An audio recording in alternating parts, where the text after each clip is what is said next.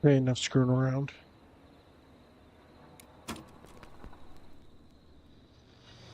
Continue this. Yep.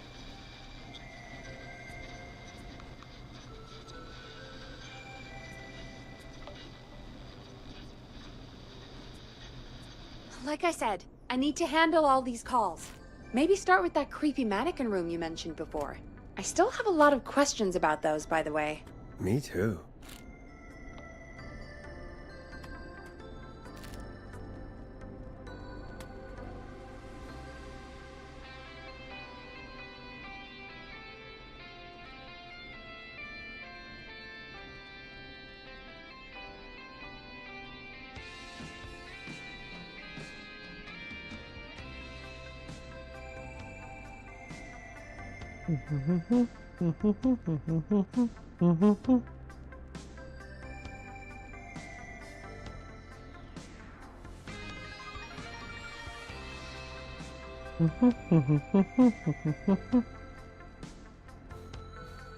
Go explore.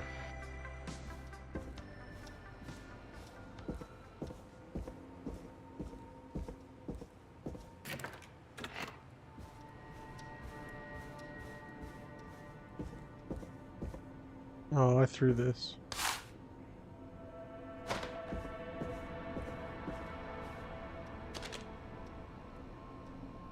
New state-of-the-art luxury apartments coming soon. Luxury and affordable apartments that are perfect for you, located in the center of Gallows Creek, away from business train lines and industrial sectors. They are perfect for both working professionals and those with young families.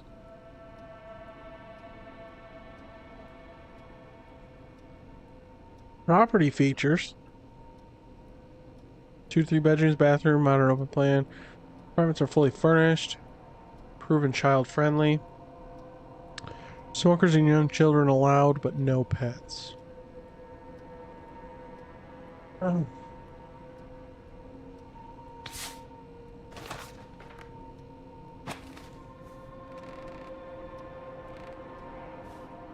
We'll throw this on the stairs.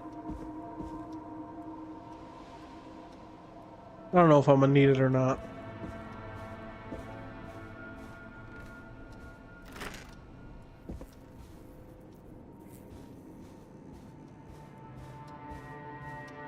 So many locked doors, so few keys.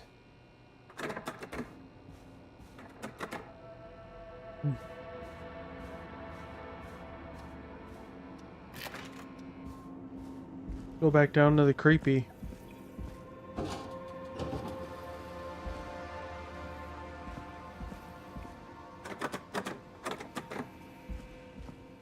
Random locked door. Dead flies.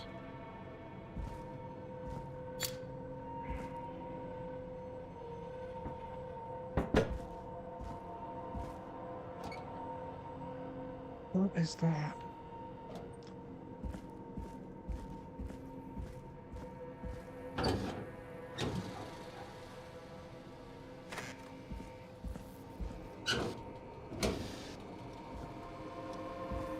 I don't know what else I'm supposed to get from here. A key? Was this always here? I must have missed it when I brought everything upstairs. Key where? Oh. Basement storage.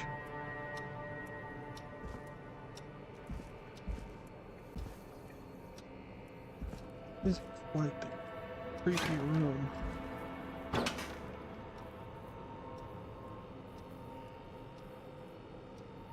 Welcome to the chat, everyone. Welcome, welcome.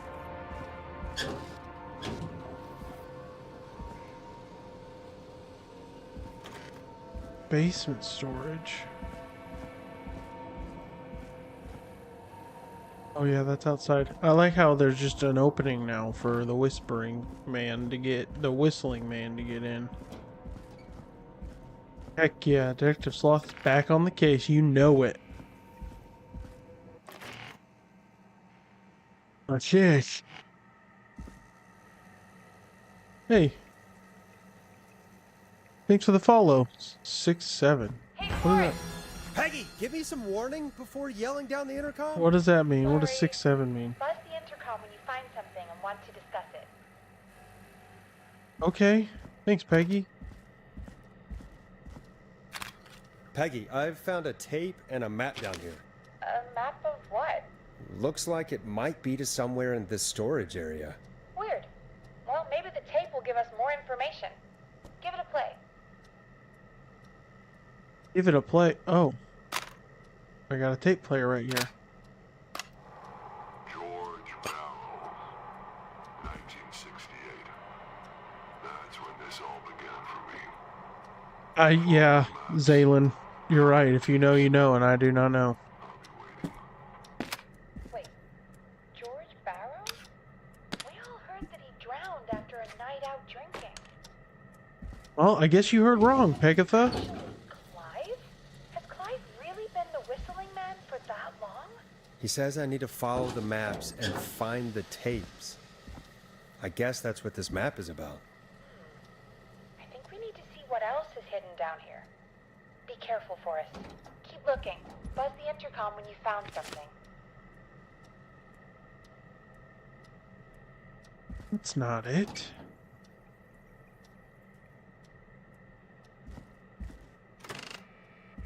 Oh, I found it.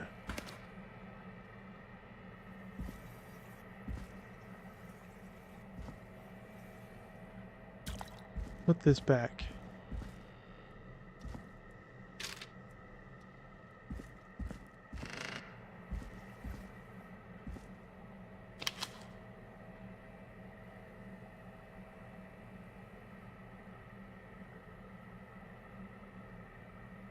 Radio and a notebook. Time of autopsy is 7 a.m. Cause of death Pay attention to every detail. from drowning. The degree What's up, of rigor mortis indicates that the subject has been deceased for 5 hours. That puts the time of death. Hey, Saurus, do you know what 6-7 means? Time of autopsy I didn't pay is attention to 7 this. a.m. Hold on. Cause of death is asphyxiation from drowning. The degree of rigor mortis indicates that the subject has been deceased for 5 hours. That puts the time of death. 2 a.m. So hold on. Drowning. Asphyxiation. Time of death. 2 a.m. Right? Did she say 7 a.m.? Time of autopsy Yeah, is 7 okay. a.m. You can stop. I have my detective sloth. I have no clue. Someone just came in TikTok and said 6-7. Then he said, if you know, you know.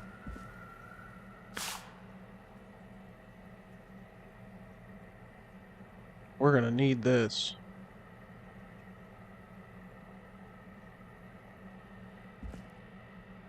Oh, we might need that too.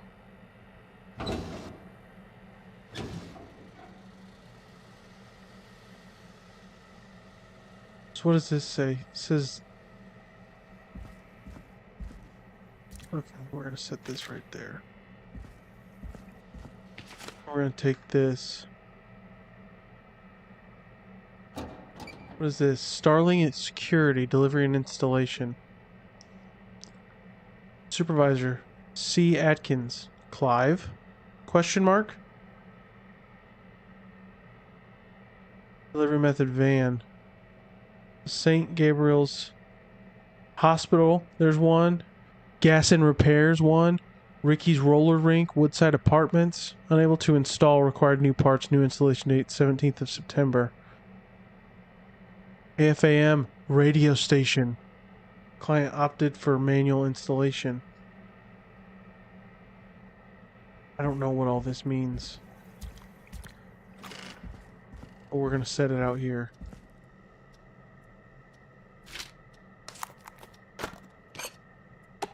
Gotta make room.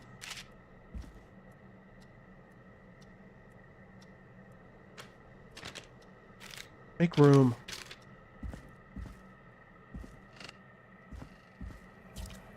Right. This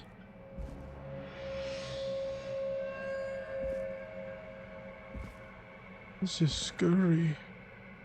Found it. Small lacerations to arms, legs, and face, typically obtained by running through foliage. Severe blistering to the feet, as though the deceased had been running without stopping.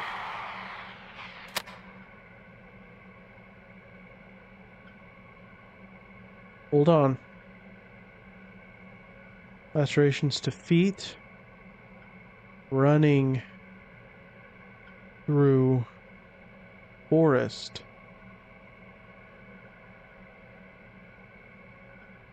Very interesting.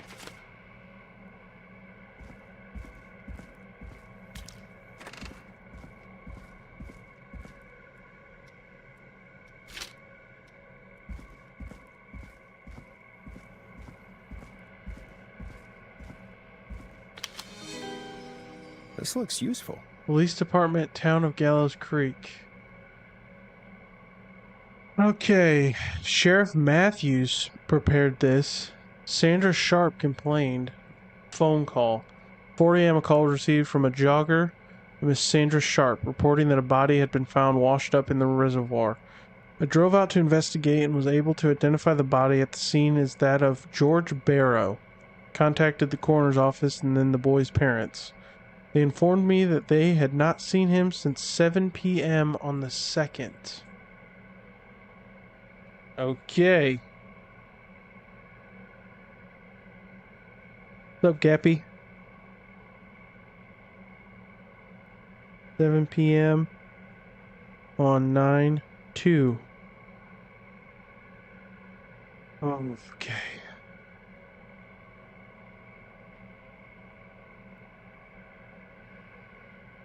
Hey. Let's search everything. Could be records down here that we're missing.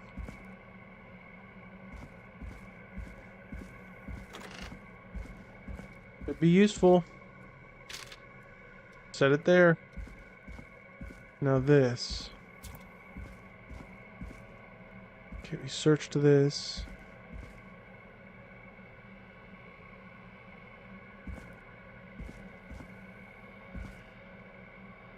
Nothing to throw on the ground. A little upset about that.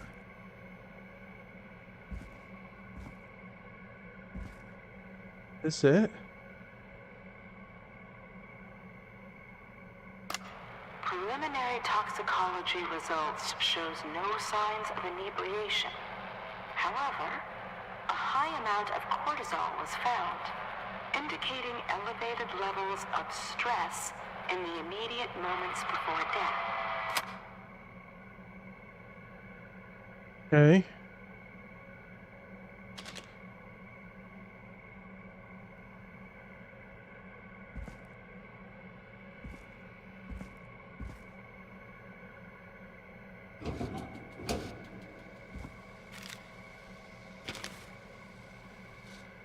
I can't see a consarning thing.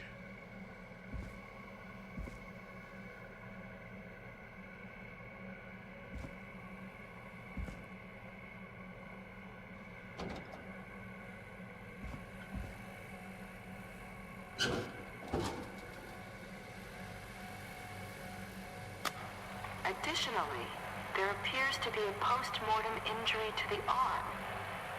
It looks like it was trapped in a car door.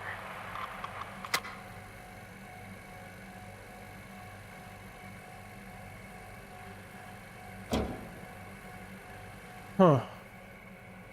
Wrapped in a car door, you say?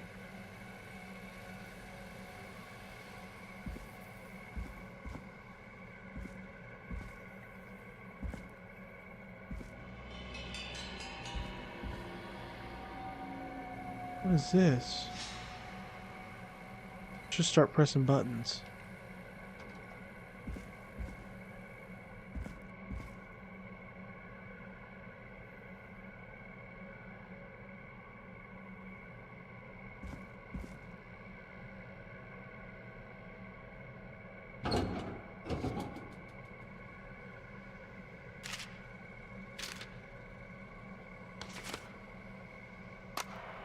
It is the coroner's opinion that the subject likely feared for his life and was chased, resulting in a fall from a height into a body of water, where he hit his head, was knocked out, and drowned. Following that, he was moved. Dr. Sullivan, we need to have a talk. That recording. Shut it off. My God. He was chased, scared, fell, drowned, hit head, body moved. My God. This has to be important. I'm sorry I made you do this, Virginia. All these notes I just took, and it's already on here. George Theodore Barrow. Home address, Carpenter Avenue, Gallows Creek, Iowa.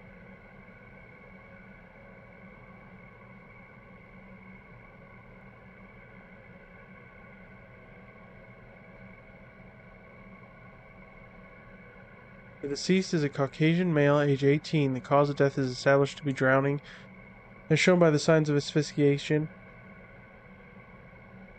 Abrasions were found on the knuckles, likely from getting into fights in the past. Matches with known history of the deceased being aggressive. No other injuries were observed. From the coroner's opinion, there's no evidence of foul play. Additionally, the preliminary toxicology report indicates the deceased had a high level of alcohol in their blood. It is of the coroner's opinion that the deceased went swimming while intoxicated, resulting in drowning. Marked as an accident. It's a lie.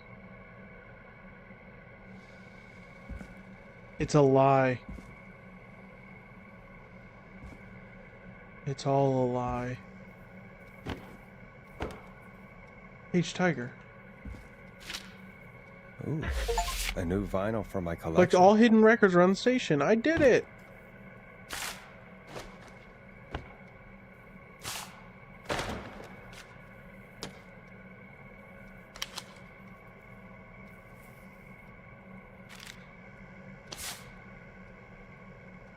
Pete Dumpty, a story of love, tragedy, and betrayal starring Maisie Cartwright as Dawn, George Barrow as Henry,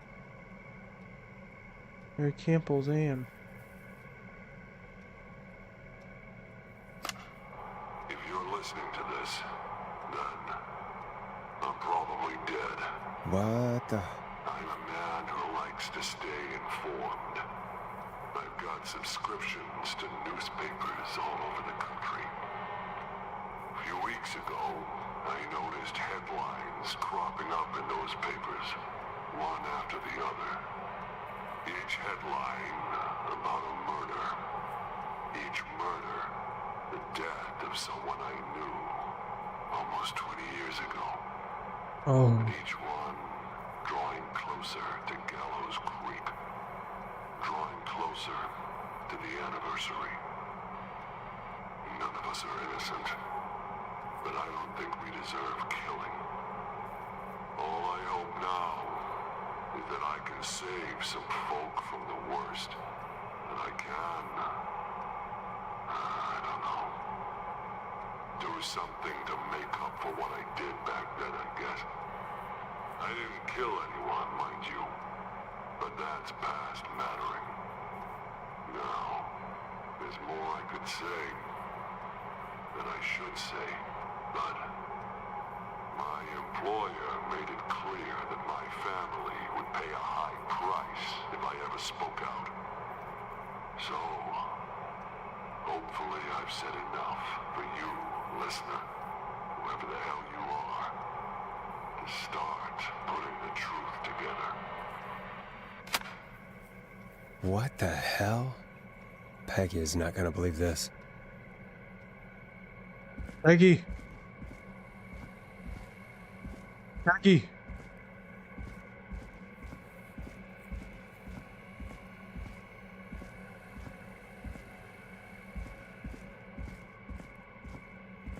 Peggy!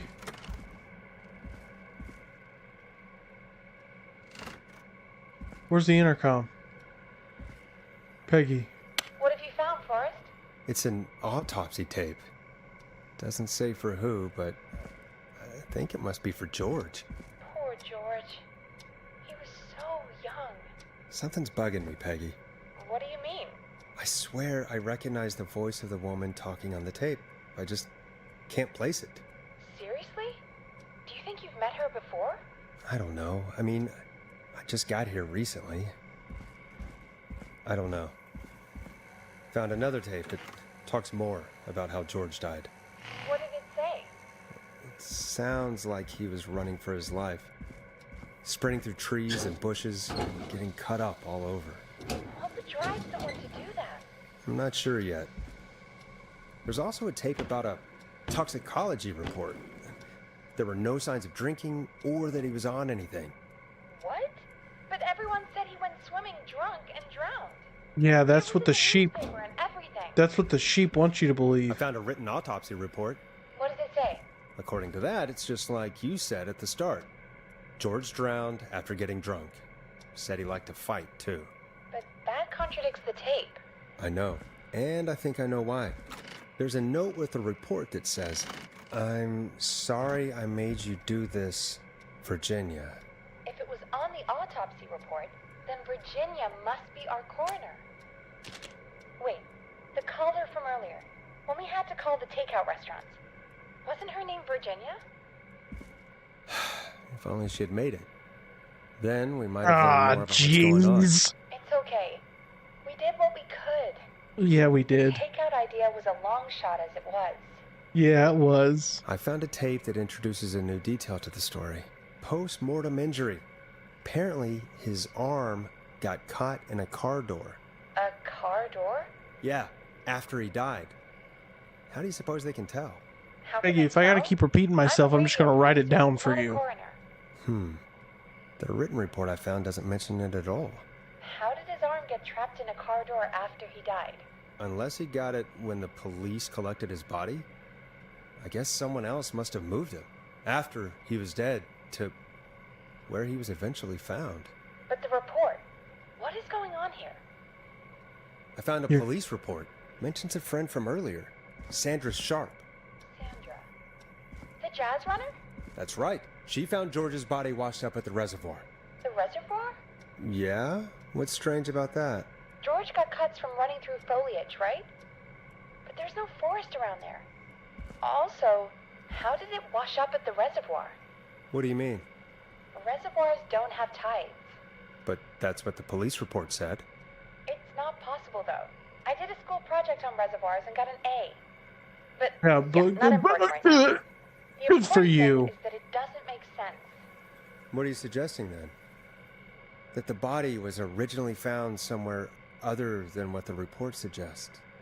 That the sheriff tried to cover it up, but accidentally let something slip? And Something now he's like that. dead. I think. Well, Sheriff Matthews wrote the report. If he hadn't been eviscerated, we could have asked him. True. But Sandra is still alive. This was someone Once we're else's done down here, we should give her nickname a in call. high school.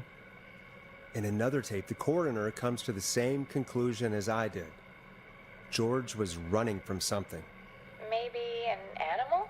Maybe, but then there's this next bit, where the coroner thinks he was moved post-death. So she agrees with us. At the end of the tape, someone burst in and demanded Virginia stop recording. I think it was Clive. This is starting to make sense now.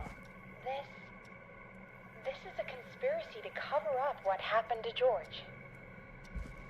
That is. I think I found Clive's last recording. I think Clive might be gone. Gone?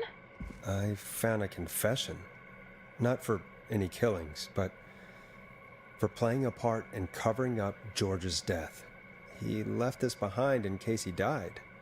He hoped someone would find it. Do you think the whistling man already got him?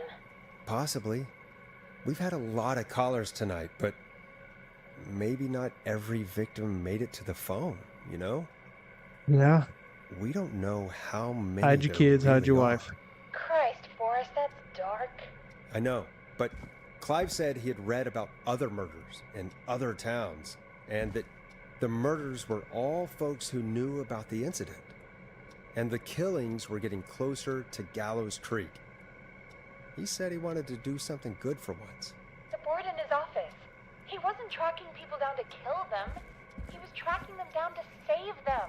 Ugh, And then I messed it up. With all of this? He said his employer threatened his family if he spoke out about any of it. His employer? The one who orchestrated the cover-up? Oh, Clive. Sorry for thinking you killed all those people. Do you think you found everything?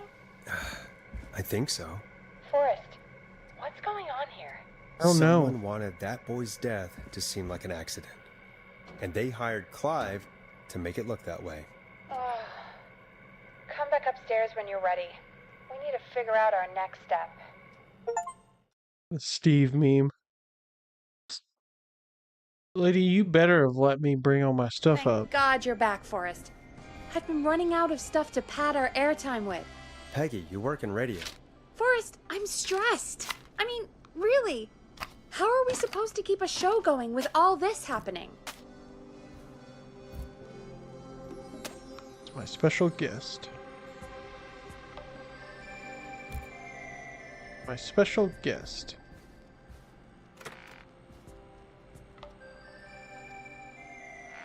There's still stuff downstairs I wanted.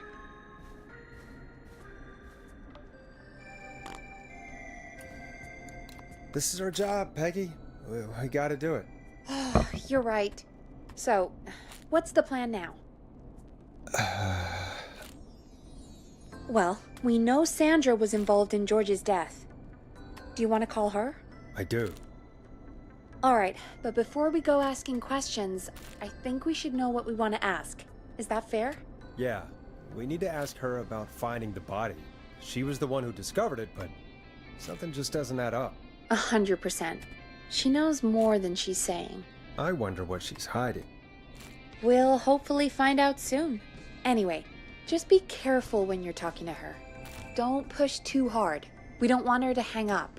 Yeah, I'll be careful. yeah. I'm the All right, detective here. calling her now. Hopefully she's at her jazz studio.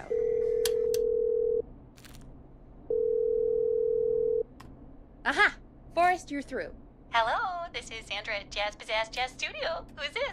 Hello again, Sandra! It's Forrest Nash of 189.16, The Scream. And you're live on air.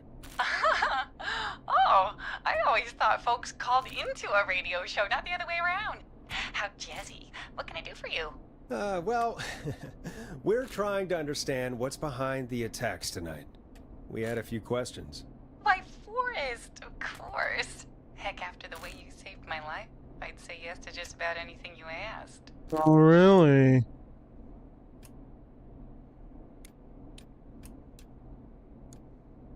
Really? Well, that sounds nice. I might just call you back tomorrow then, too. You got my number. But what about tonight? Is there anything you want to talk about right now? Remember hold on. why we called, Forrest. Yeah, no, Of Peggy. course. Do you know why the Whistling Man might have targeted you? Ha! Trying to butter her up. He was just a knife-wielding psycho with superhuman cardio. He'd have chased after anybody. Right. Well, we think he might be chasing specific people. People who know about the death of a boy named George. Oh, I don't know anything about that. Sorry. Sandra, we know you found George's body. We have the police report. I don't know what you mean. It's okay, Sandra. We know. You do? You know about? Yes. Of course. This studio is my life. After I found the body in the river, I couldn't lose my studio. Do you understand? Sure. I understand. When the rent just kept going up, he said he'd stop if I just needed to keep quiet. And everything would be okay. Sandra? Who was he? He said, if I told everyone I found the kid in the reservoir instead of the river,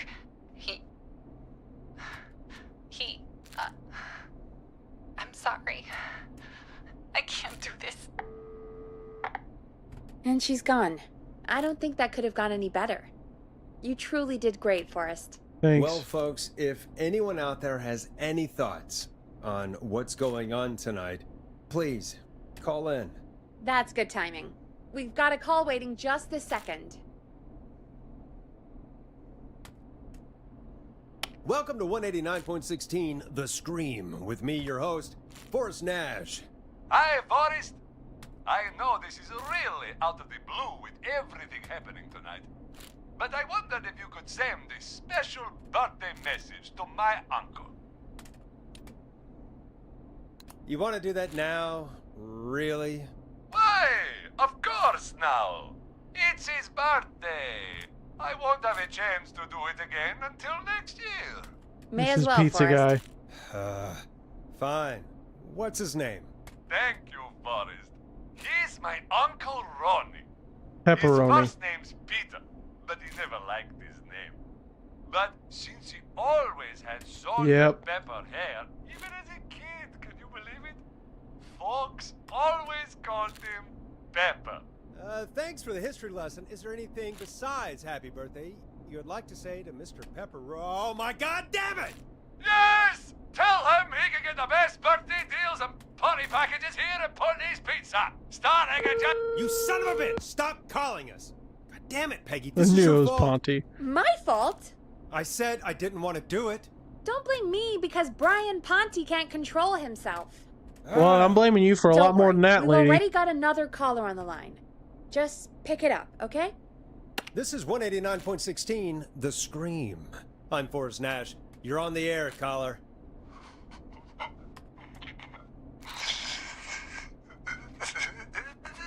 Caller.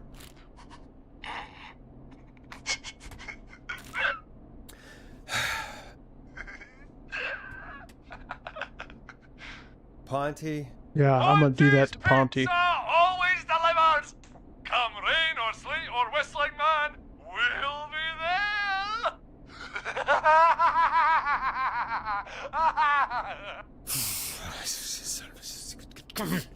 Forrest? Yeah, what, Peggy? Forrest? Are you okay? You see this trophy, Peggy? You think I just earned that? Forrest? No, I hope stole the it. Whistling Man gets in with his own pizza slicer. Jesus, Forrest? Sorry, that was too much. It's okay. It's been a high-stress night. Don't worry about him anymore, okay? Not for tonight, anyway. I think he's spent for now. We've got another call, whenever you're ready. Folks, don't spend your money at Ponty's Pizza. That's all I'm gonna say about that. Moving along, I'd like to welcome another caller to 189.16 The Scream. With me, 425. Forrest Nash. Who may I say is calling? Well, hello again, Forrest. Don. We played your song, Long Ride Home. Did you hear it? Can you tell us? Never mind that now. Forrest, I'm calling because I need your help.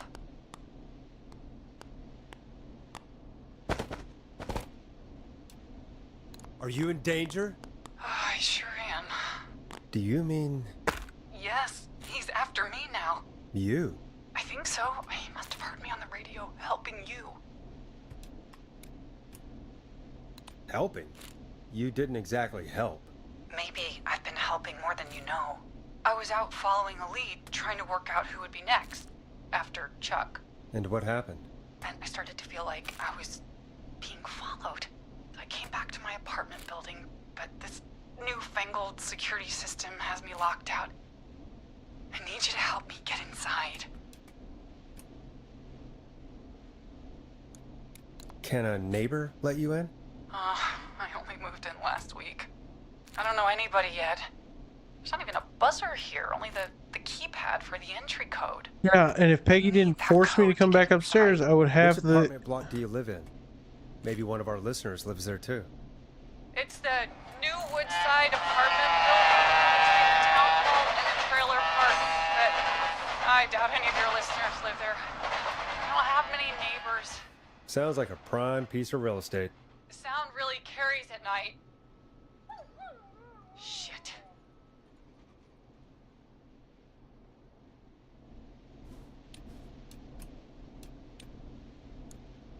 I'm guessing you're not a dog person.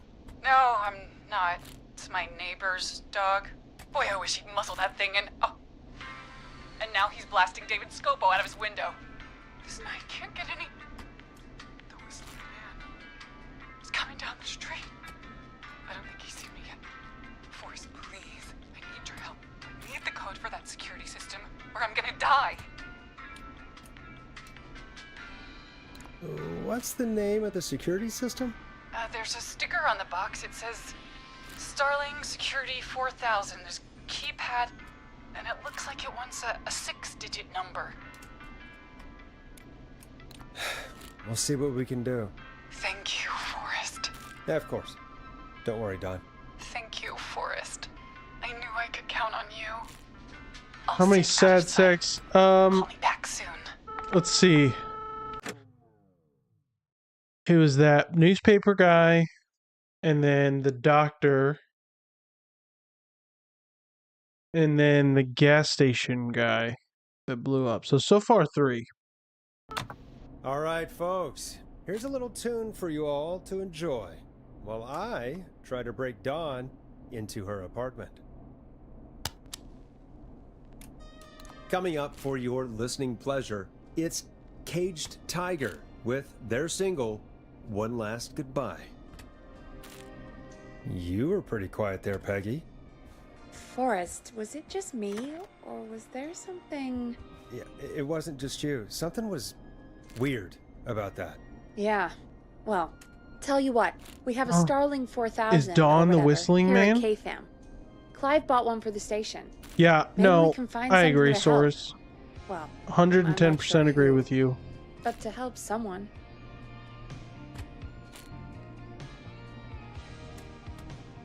I agree. Okay, so she's locked out of the Woodside Apartments, and somewhere Clive probably has the papers for the Starling 4000.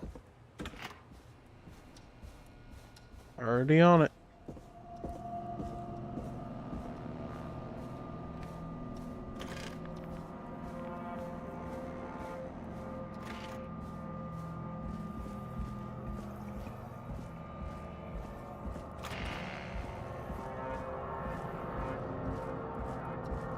So we'll take this. Starling 4000 user manual. Ah, these Woodside codes Apartments. should come in handy. Order Wait. delivery form. Starling must have Look. left this by accident. The system's not even installed at Woodside. Yeah. It's not installed at Woodside. She's a liar. She's distracting us. That harlot.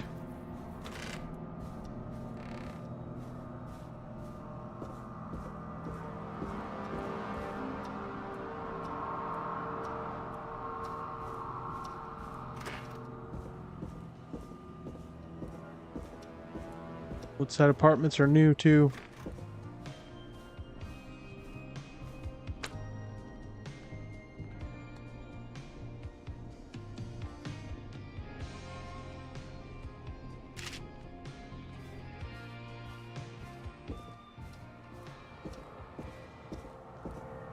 Yeah, I 1000% agree. Peggy did this. First one, she doubted me. Woodside Apartments. Coming soon, No pets. Not open until... What? October 1st? She is a liar.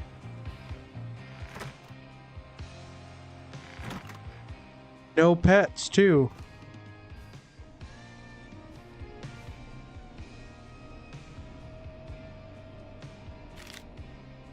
You liar.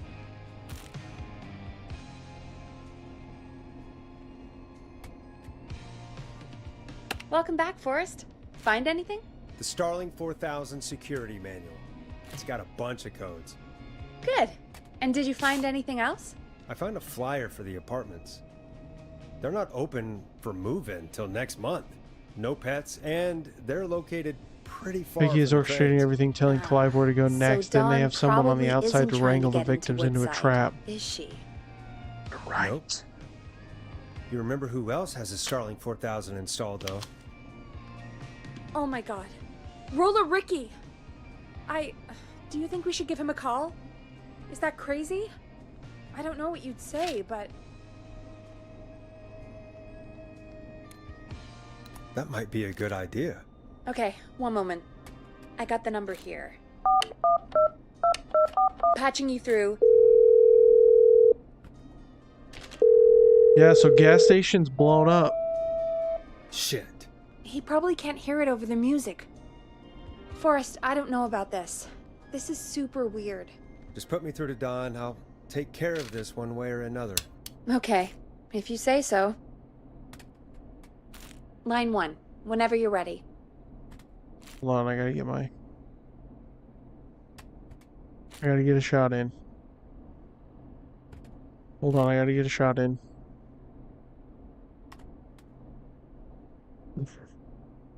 They should take better care of their studio. I don't know what happened, but I can't find paper towels. Yeah, somebody trashed this place. Made it. Don, are you there? This is Forrest Nash from 189.16, The Scream. Oh, thank God you're back. I've been so afraid. What's the code to the gate?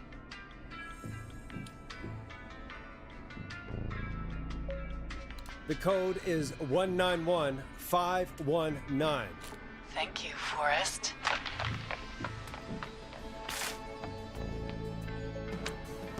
Gonna set off all the alarms. You... Son of a bitch.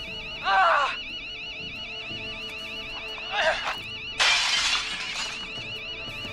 Is she?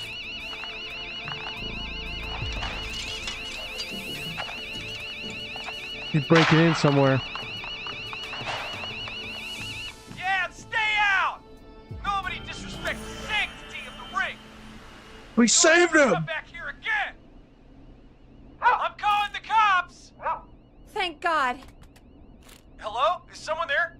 Ricky, get back inside and turn on the radio. Whoever that was, she was trying to break into the ring. She? Forrest, man, you got no idea. That was him! That was the Whistling Man! Dawn is the Whistling Alarm gave me Man. just enough time to get my rifle. I don't like hurting folk, but I can't let anything happen to Maxie. He's my best friend, you know? Listen, man, I'm heading back inside. Gonna barricade that window. My man, thank you. You and Peggy can skate for free whenever you want, forever. That's a done deal. Thanks, Ricky. Can't wait. You got it. Talk to you soon. Okay. Gallows No. Creek. Here's some music while we process what just happened.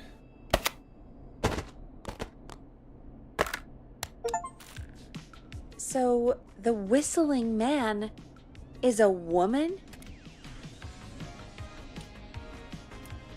I know. I can't believe it.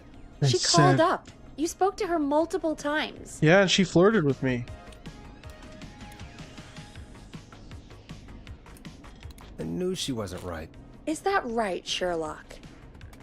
Yeah, she was Why do you flirting think with she me. requested that song? To get me outside? Maybe, but how? She didn't know the song was outside to start with. That's right. She never actually attacked me out there. So, what now? I guess I should make an announcement. We do have new info.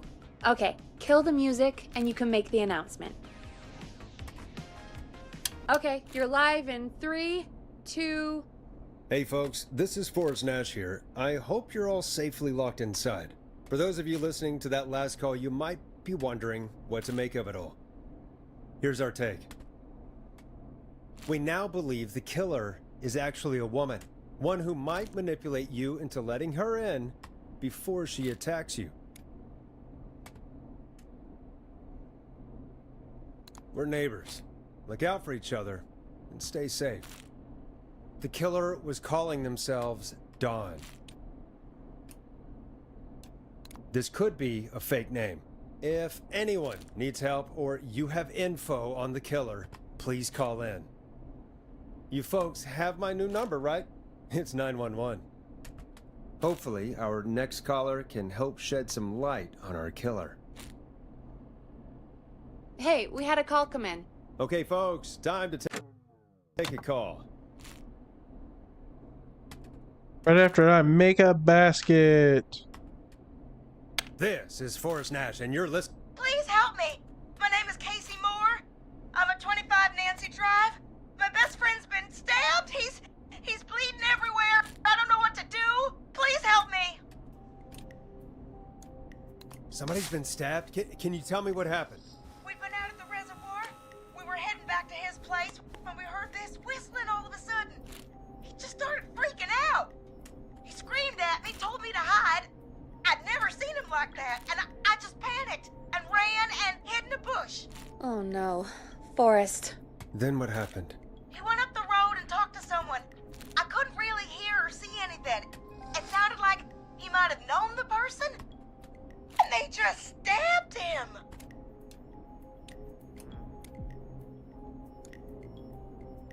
Casey, was he talking to a woman? I don't know.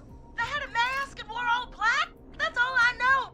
Please, we need help here. I'll get you help, but I need to know. Where did the masked person go? They left. They left him to bleed out.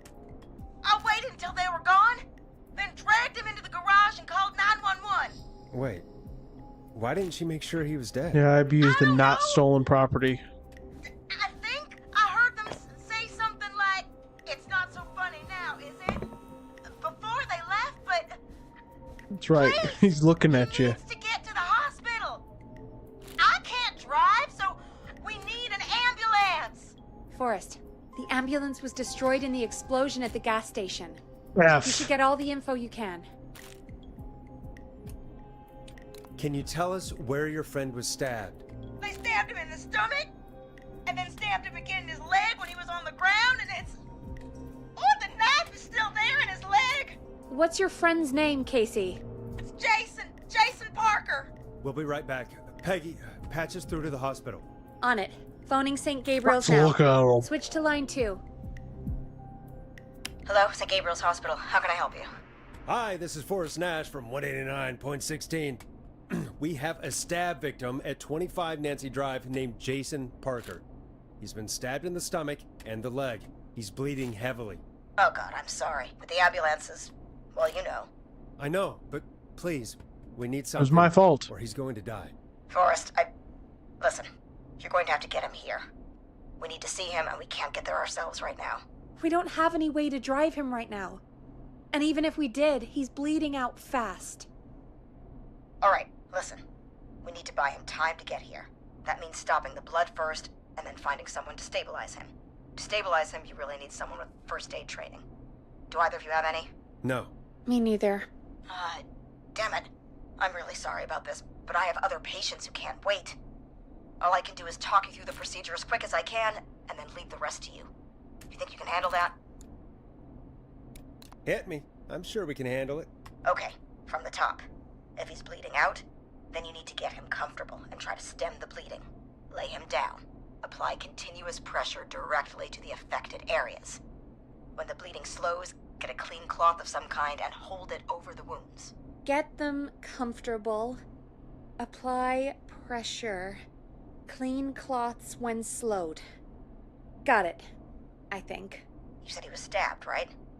If the object he was stabbed with is still in him, don't take it out. It's stopping the worst of the bleeding right now.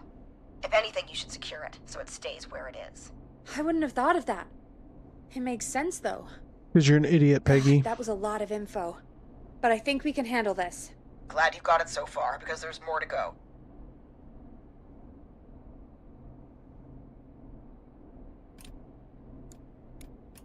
I'm still with you, Doc. What else do we need to know? If he's lost a lot of blood, he may enter shock. If he does, act fast.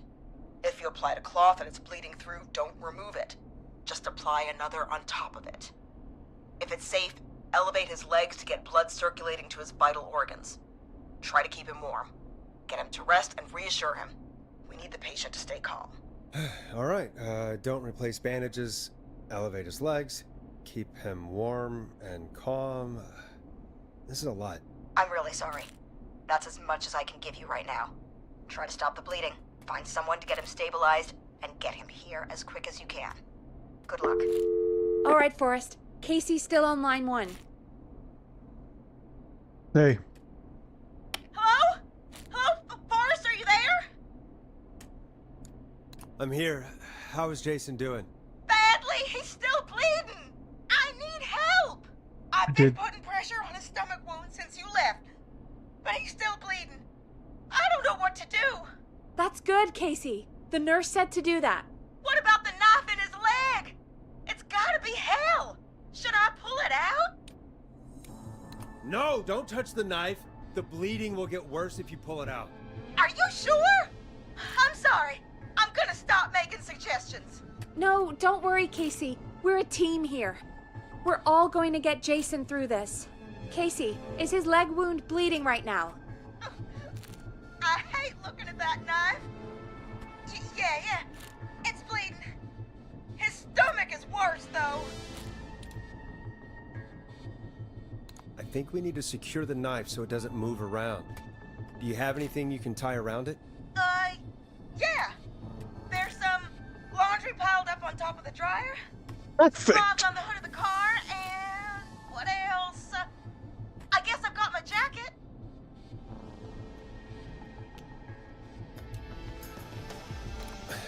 Look in the laundry for something like a towel or a shirt. Hold that over the wound.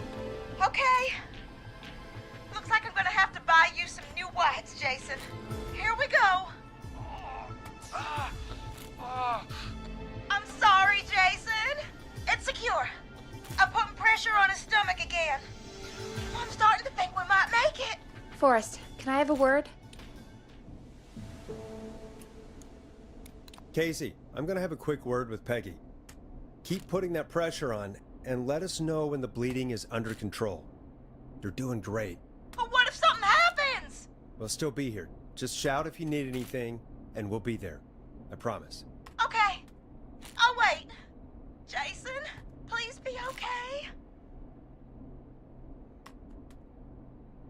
Yeah, Peggy, What's what do up, you Peggy? want? We can't stay on the line with her all night.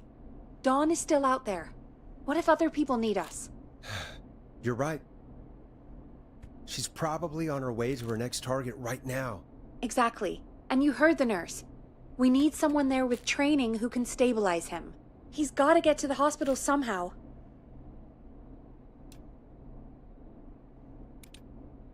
Could somebody nearby help them? Maybe drive them to the hospital? You know, that's exactly what I was wondering. Do you have anybody in mind? I might. A little before you started working here, KFAM did a mandatory first aid training course.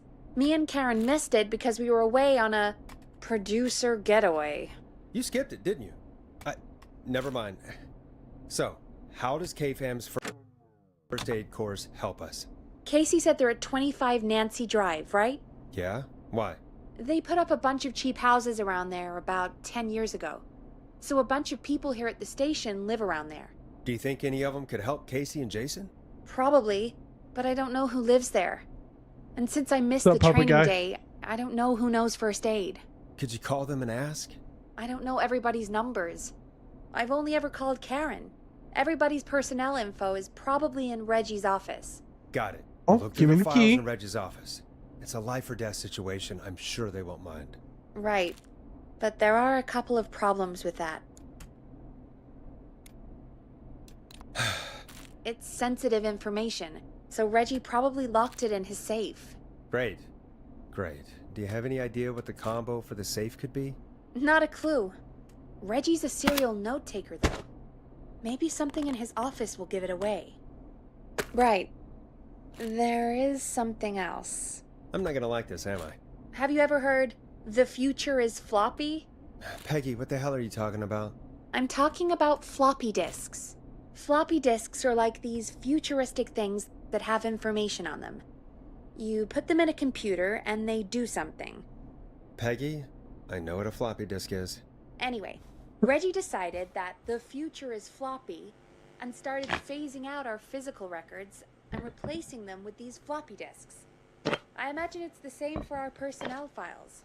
That's good to know. Since we haven't heard anything from Casey, I'm guessing Jason's okay for now. I'll check out Reggie's office and see what I can find. Perfect. You'll need a key for that. I'll just slide it under my door now. Thanks, Peggy. I just have to look around. Perfect. Good. I'll patch my mic down to the office, so you'll hear me over the intercom.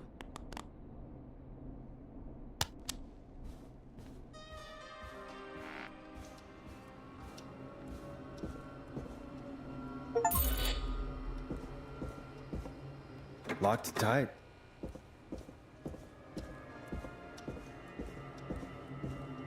All right, here we go.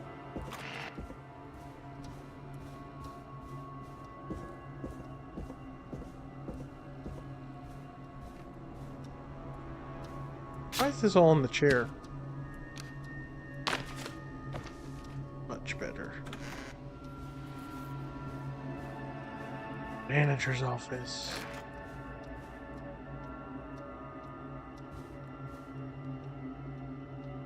Certify that Reginald Scott has successfully completed the standard course in first aid to the injured.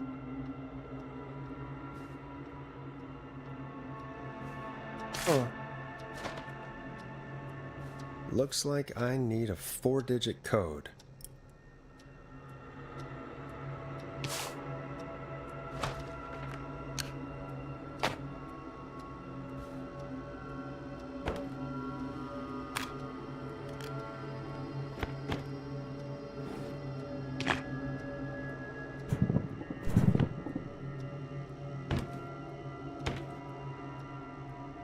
Okay, let's see. Ask Jeannie where those tapes are.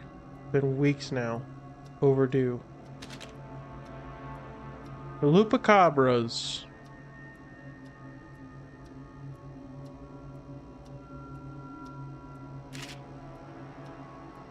Five, if you're reading this, stop stealing my post-it notes.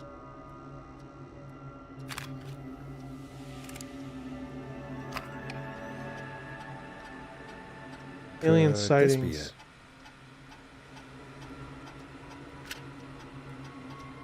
He is into aliens.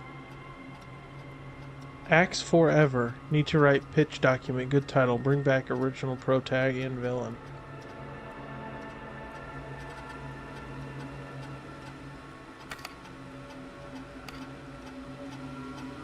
Deep cuts. Top secret. Pizza delivery killer who kills with a pizza cutter. Free slice on me. Terrifyingly, there's never any pizza. What happened to the original delivery guy? Maybe write him in as a final girl's boyfriend. Protagonist is college student Megan, surname to follow. She's smart, beautiful, resourceful, and lactose intolerant. Amplifies the divide between her and the pizza killer. Takes place on 11/7. Very important date for the town.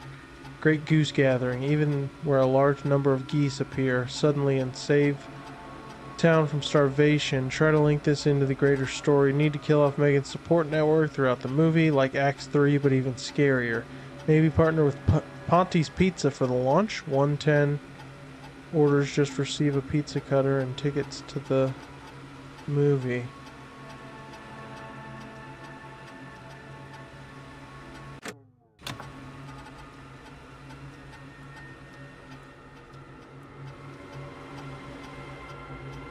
$11.7?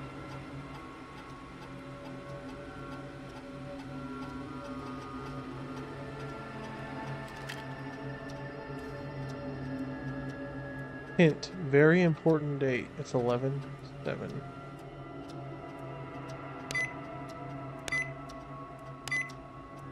Nice.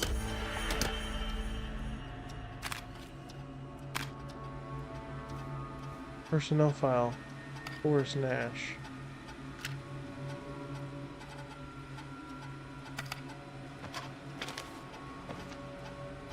All this useless stuff out of here.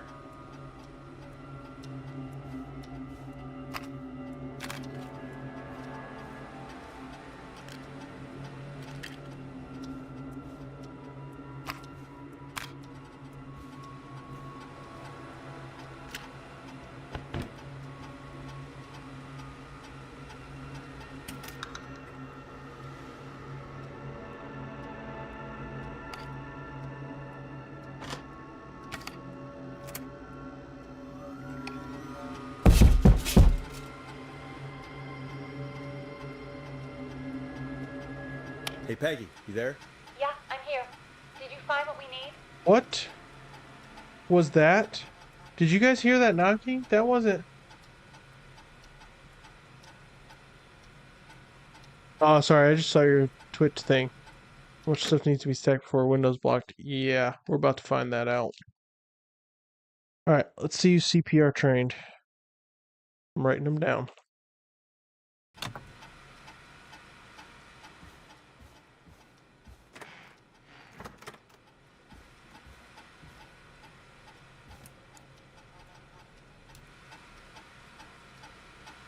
See, Karen Lawson, 22 Nancy Drive. Really stepped up her duties in recent months. She's fully taken on Hamisha's show alongside the Timberline twins ever since. Karen has started mentoring Peggy. Thinks this will be really good for Peggy. Even doing team building training getaway update. I'm starting to suspect that these producer training getaways are being strategically, but not her. She was part of the. Okay.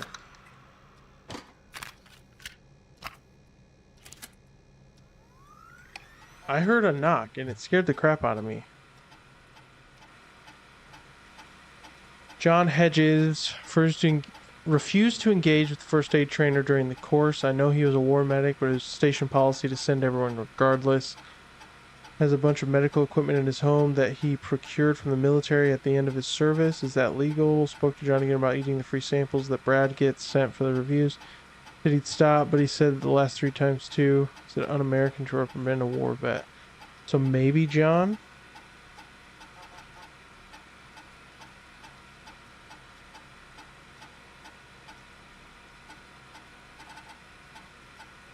No interaction with CPR trainer.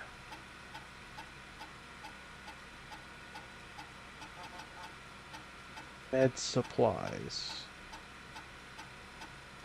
Stolen.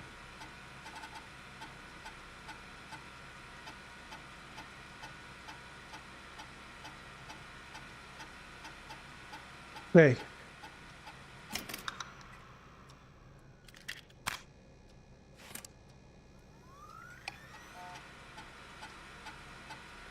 Peggy Weaver.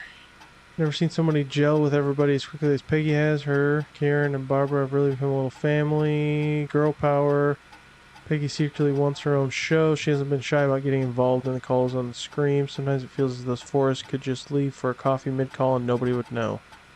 Peggy and Karen have missed another work event. This time first aid training. You're out.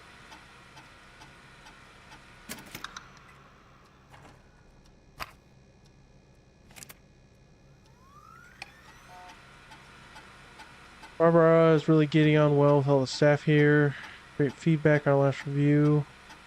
Got another cat recently. She must have at least 5 now.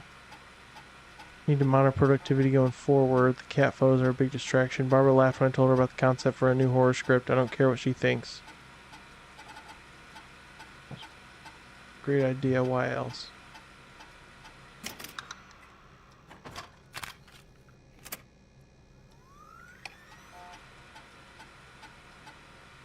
I mean, it's kind of scary. Yeah. It could have been, because I'm throwing stuff on the ground, that knock could have just been one of the items that I threw on the ground settling. But it spooked me. But yeah, John is a good option. Forrest Nash.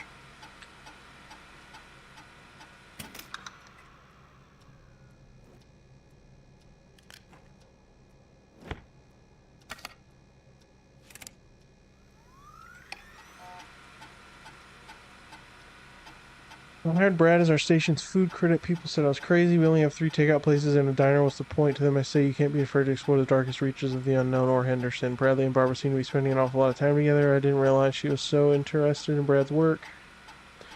Join one of their after-work meetings sometimes. I've always wanted to learn more about food. Brad and Barbara ended up missing most of our first aid training session.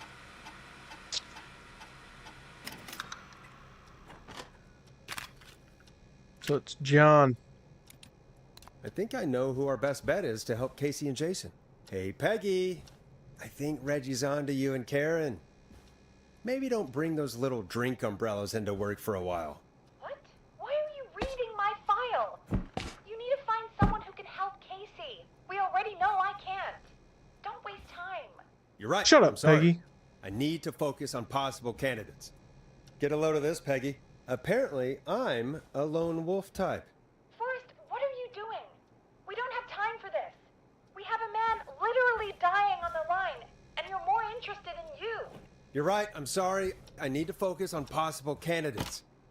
All right, good work. Where should I... I really shouldn't have read both. We're in a hurry.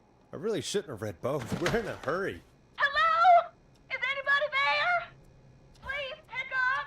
Casey, I'm here. What's wrong? Jason started going pale. I tried to get him to rest, but he just threw up everywhere.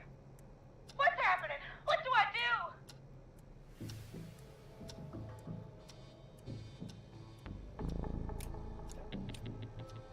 God, it sounds like he's going into shock. Casey, just stay calm. It's going to be okay.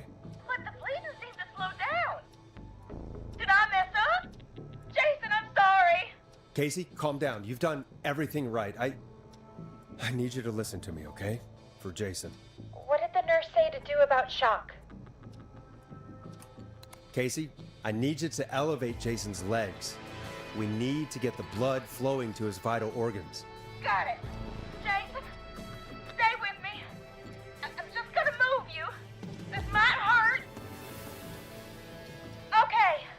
I propped his legs up on some boxes. I'm looking at my notes. We need to get Jason as warm and comfortable as possible. Do you have anything you could use nearby, Casey? Yeah. I still have some laundry next to me. I'll wrap him in some blankets. Just give me a second. Sorry. Jason's bleeding through his bandages. Should I get him new ones?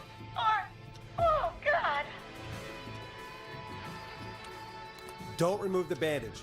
Apply another one on top of it. Do you still have something you can use? I used the rest of the laundry to keep him warm, so... I'll use my jacket. I can always get a new one. I'll fix his bandage and get him warm. Hold on, please.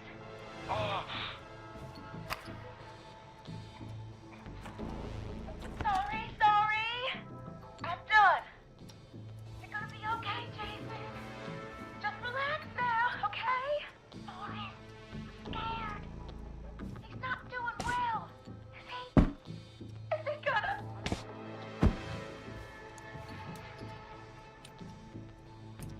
Casey, I need you to be strong for Jason. Sit with him and reassure him that everything's gonna be okay. Okay? Okay. Please, I can't give him what he needs. Please, help. I can't lose him. All right, Forrest, we need to hurry. Jason doesn't sound like he's doing too well. You said you knew who to call earlier? Who was it? John Hedges. We need to call John Hedges. He lives on Nancy Drive. He didn't really participate in the first aid training, but he's a former war medic. He's probably the most trained person we have. Really? I never really spoke to him before. A war medic, huh? Yeah, and according to Reggie's notes, John keeps all of his old equipment at his house. He's something of a hoarder. All right. What's his number? 5420735. Calling now. Let's hope he picks... Who the hell is this calling me at? What time is it? John, it's Forrest Nash here at KFAM. We have an emergency and we need your help. Forrest? If this is a work emergency, then it can wait until the goddamn morning. Just leave me a note like everybody else.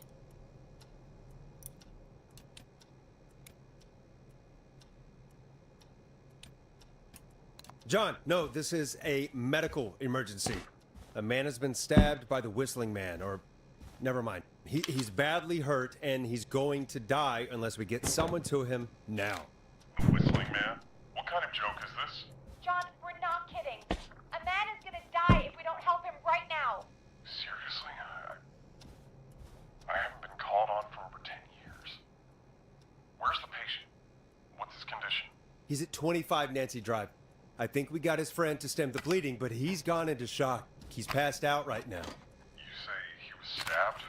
Do you know the extent of his injuries? From what we were told, he has 2 major stab wounds. One to the stomach and one to the leg. The knife is still in his leg, and the stomach wound is open. Understood. Let me grab a few supplies and I'll head right over. Damned if he dies on my watch. Thank you, John. We'll let him know you're on your way. Good luck. Hello, Casey. Are you there? How are we doing? Bad. Jason seemed really weak and then just started thrashing.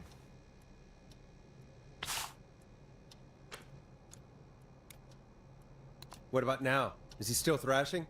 He's passed out. Please tell me you found someone to help. Casey, help is on the way. My colleague will be there soon. You hear that, Jason? Someone is coming. You're gonna be just fine. Just hold on for me, okay? Hold on. Hold on. Come on. Hello, Casey. This is John Hedges. I'm here about Jason. Please let me in. I'm guessing that's Jason there. Casey, I'm gonna need your help. Forrest, Peggy, don't you two worry. We've got this from here. Okay. Forrest, we'll call you back later. I have to go now. Good luck, everyone. God, I hope he's gonna be all right. And with that, the show moves on. We're sending our best wishes to Jason. Nice. Well, after all that excitement, I think we could use some music. Come back upstairs when you're ready. I'm ready. Whoa.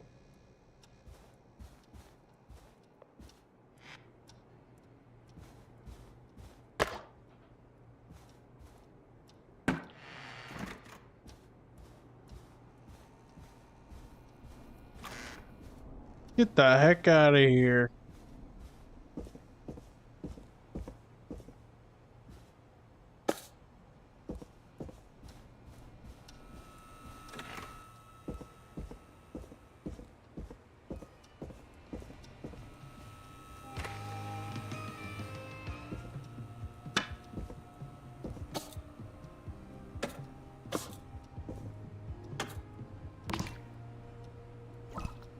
Watch your step.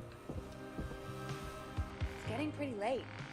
This might be your last break for the night, so try to enjoy it. Give me a buzz when you want to go back on air. Wow, you actually cleaned up your own mess. It was my own way, but thank you. I'm proud of myself too.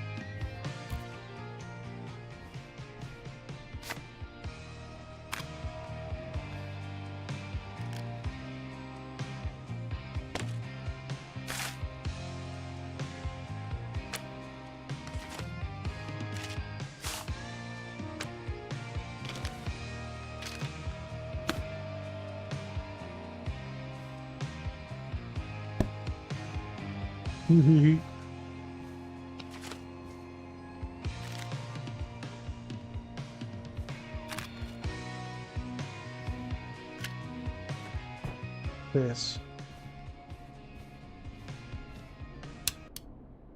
Let's roll. You got it. We've got another call coming through, too. Welcome back to 189.16, The Scream.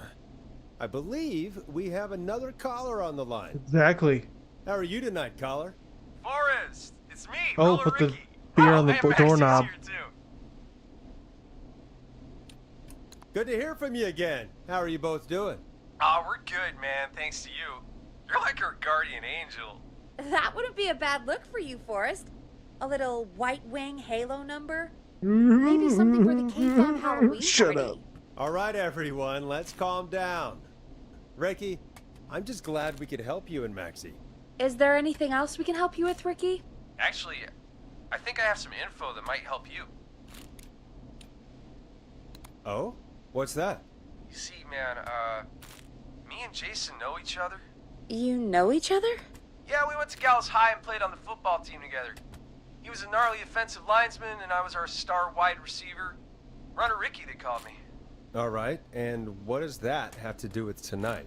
Well, because George, the guy who drowned, he was on our team too. Tell me about him. What was George like? I didn't know him for long, man. Sad to say. We had our first team party on the night he drowned. He seemed like such a good dude. Ricky, were you there when George drowned? No, man. Once the party turned, I beat feet out of there. Man, I remember George and his girl there. There was a whole lot of love, man. I could see it, you know?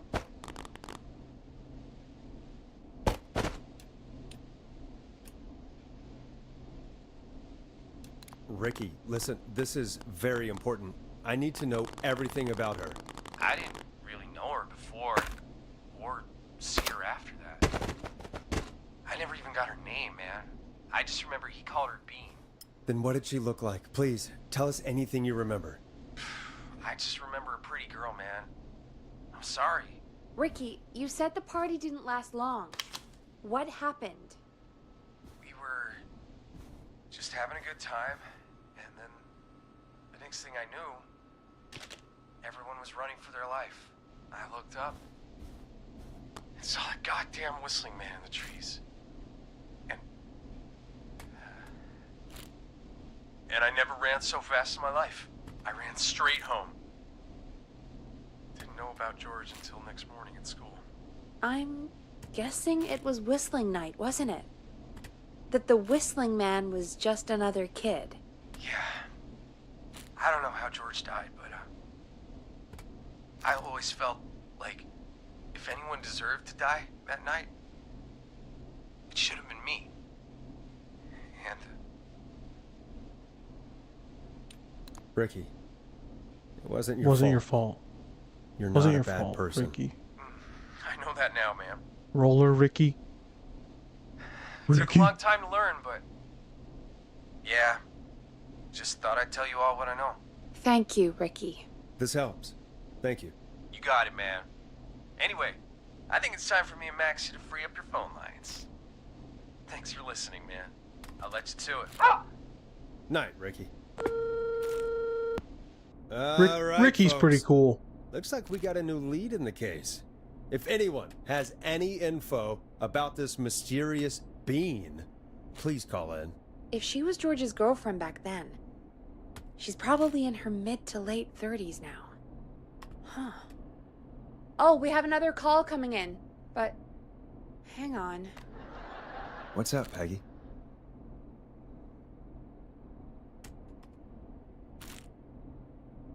Peggy?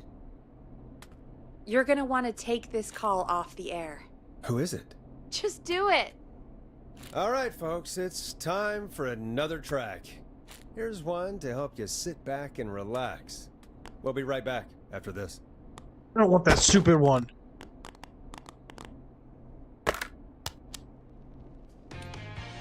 You're gonna love this next track. Whirly I hope Dan. this is good news, Peggy. Who He's have we got? back to haunt me. Find out for yourself on line 1. He sounds excited. Hello? Forrest, I'm glad I got back through to you. Sounds like it's been a busy night, huh? Surprise! Yeah, I got 3 people It's killed. Leslie, our 911 operator, leading the charge from Henderson to come save us. It's so good to hear from you. Are you okay? We're doing okay. Sarah and I are both happy to be headed back home. We're happy to have you too. Wait, Sarah? Oh, yeah, I mean Deputy Martinez. Anyway, we got back into radio range a little while ago.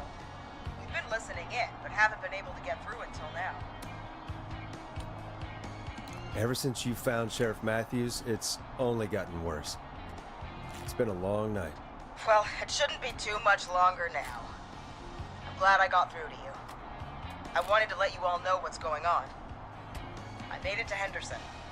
Turns out somebody had cut the phone lines, and they had no idea what was happening. After I told them, well, their sheriff sent a goddamn squad back with me to stop this. That's great news! That's crazy about the phone lines, though. Do you think the Whistling Man cut them? I'm guessing so. I don't know how the Whistling Man did it. But that doesn't matter right now.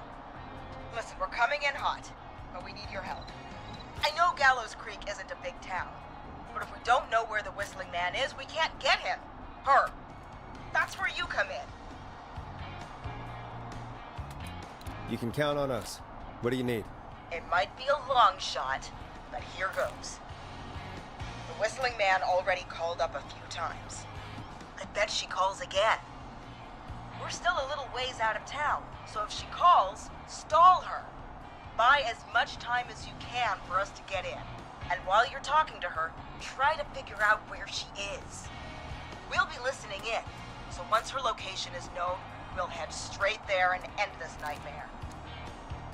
I'll do my best. I know you will. Heck, I can see the headlines now. Forrest Nash's interview of a lifetime.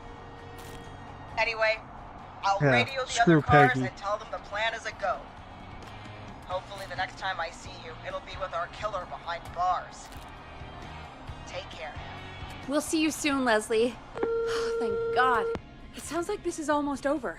We're nearly through this. Best we don't waste any time then. Let's get back on air. You got it. Okay, Forrest, shut the music off. Bringing you back live now.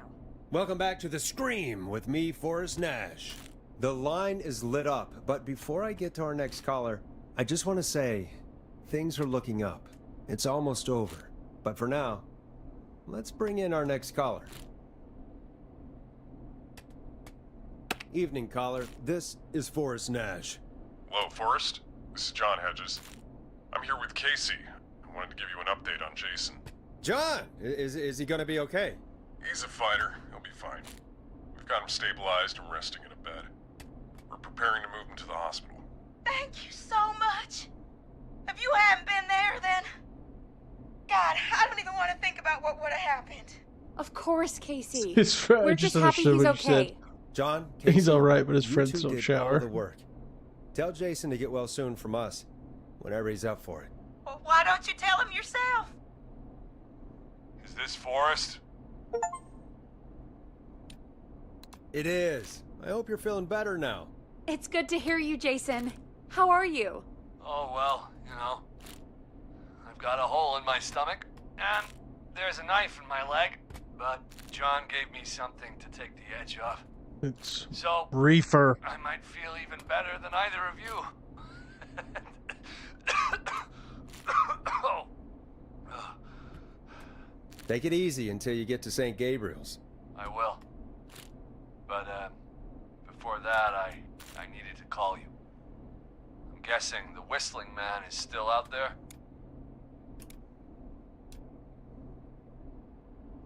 Yes, the Whistling Man's still out there. Why do you ask? You know something about the Whistling Man, don't you? Yeah, I do. Can we talk about what happened earlier? Go for it. We spoke to Roller Ricky not long after you were attacked.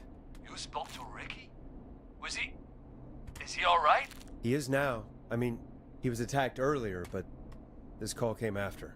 Hey, guys, I'm really sorry, but there's a call on the other line. I just need to make sure we don't have another situation brewing. You fill Jason in on what Have fun, happened. police. I'll be right back. Sure, Peggy. Sorry, Jason. Where was I? Ah, yep. Ricky's fine. You don't need to worry about him. That's a relief. He told us about George. Sounds like everything's finally coming out now. It's been tough to hold it all in. Sounds like you've been holding back about something awful, Jason. I'm part of the reason my best friend is dead, Forrest. And the few who knew about it said if I ever said anything, I'd find myself in jail. For a long time. It was hell. And then the town just moved on. like he never existed.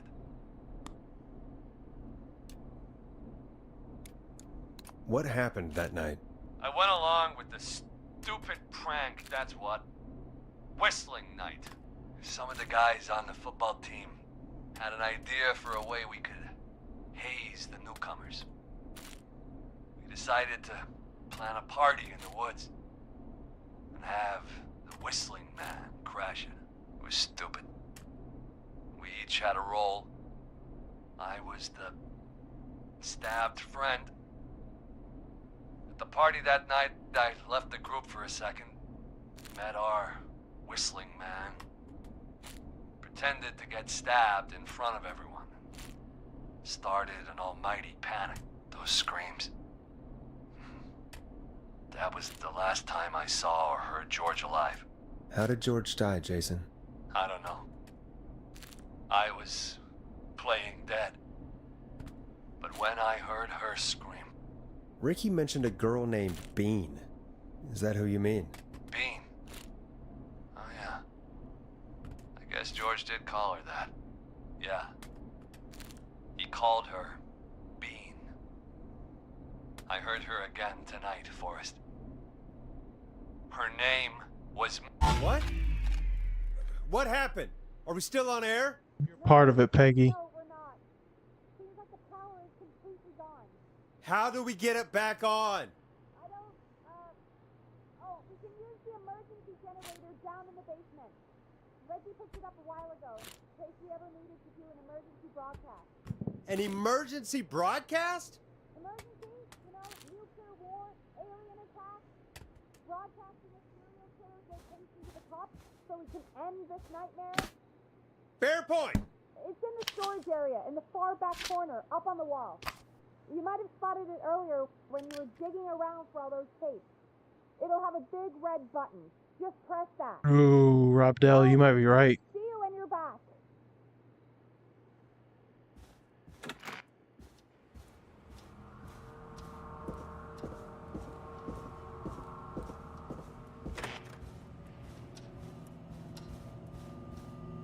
Spooky.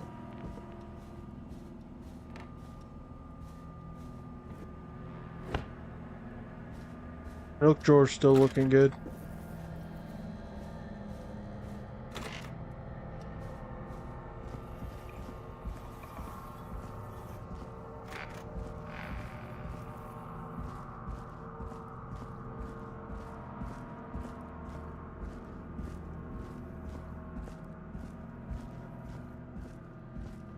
Little opening that the Whistling Man could come through.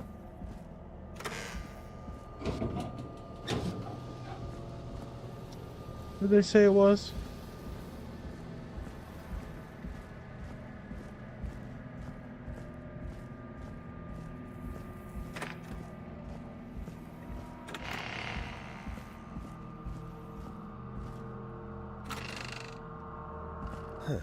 Far back corner. Why is this station so big?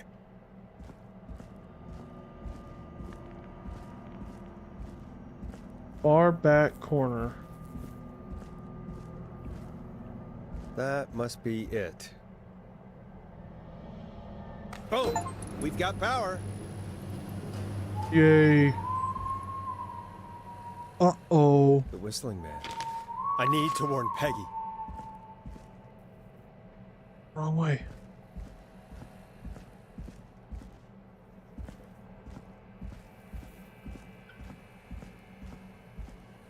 The Whistling Man. Peggy.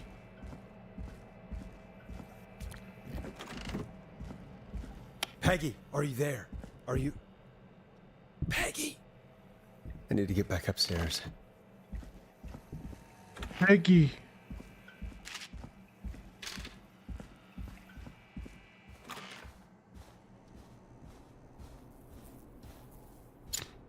Weapon. What the hell? Oh, Oh! That scared me.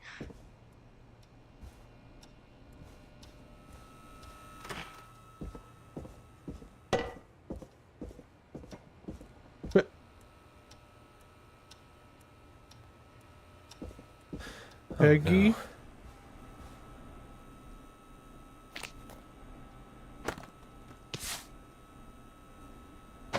Peggy! Where'd you go? Peggy, where are you?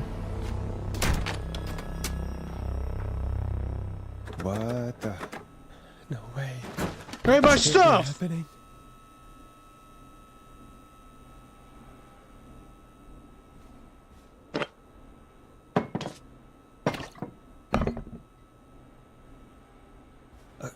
A call.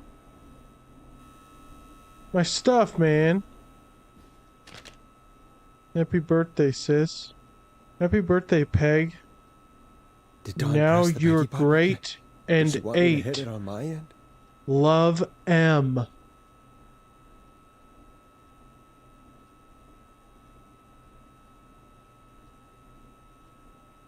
Happy birthday, sis. We don't throw that on the ground. Where's Peggy, Dawn? Have some patience, Forrest. It's almost the end of the night. Almost the end of the show. But it's not over just yet. Peggy Got a is little time involved. Still. So let's make the most of it.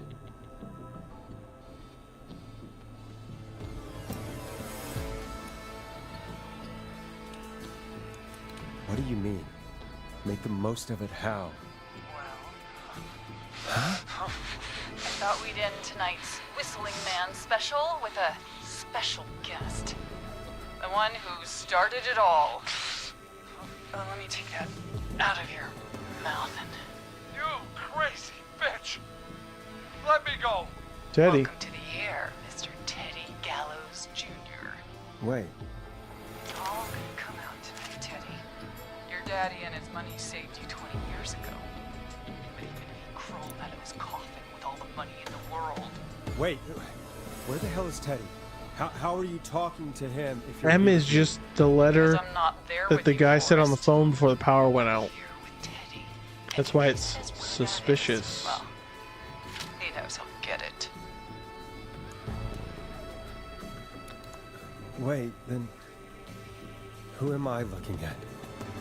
Forrest Nash, let me introduce you and all of Gallows Creek to my boy, Henry Barrow. Your son? You mean you... Like that he... Yes, Forrest. He and I had a son. So there were 2 whistling men tonight. Of course! That explains how you were always able to get around town so quickly. Hang on. Did you say Barrow? Then are you?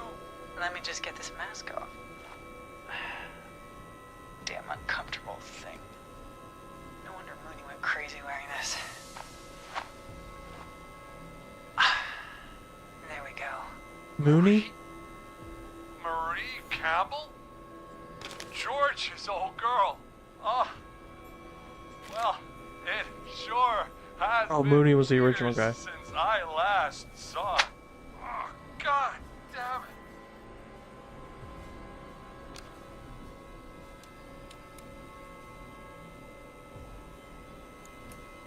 Where are you going with all of this?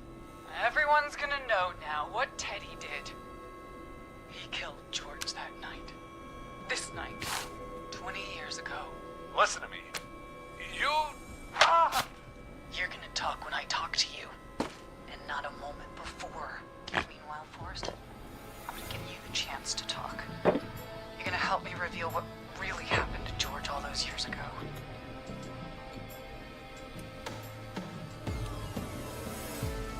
Why should I help you? Why should I play any part in this? Because I think you believe in justice. You think this is justice? You have no goddamn idea, Forrest. These people you've been trying to save, they were all in on it. They all knew George was murdered, but... Murdered? Listen, I don't either. I said you speak when you're spoken to. She's beating the crap out of him. Now, I know you've done some good work tonight in piecing together what happened to George 20 years ago, and that's why I want you to interview us. interview you. All right, I can do that. Thank you. I want you to help me and Teddy tell the story, Forrest. Do a Okay. good job. And hell, you might be the only one to leave here alive. You just trashed my freaking studio. I need to drag this out.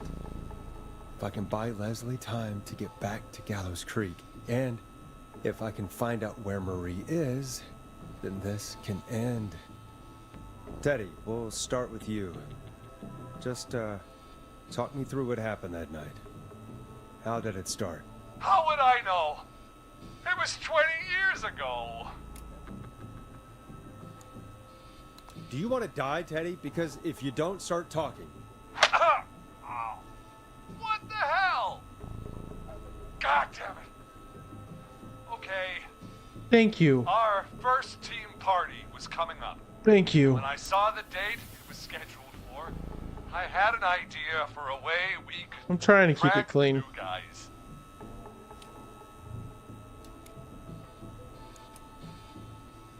What made that night special? That was the night Mooney went missing.